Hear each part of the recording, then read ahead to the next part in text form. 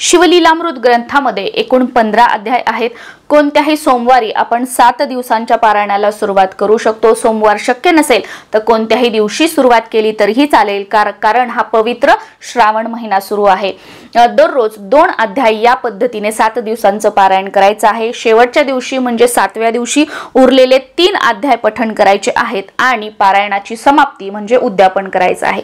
उद्यापन करण्यासाठी शेवटचे 3 अध्याय वाचून घ्यायचे। त्याच्यानंतर कांदा लसूण न वापरता सात्विक स्वयंपाक बनवायचा।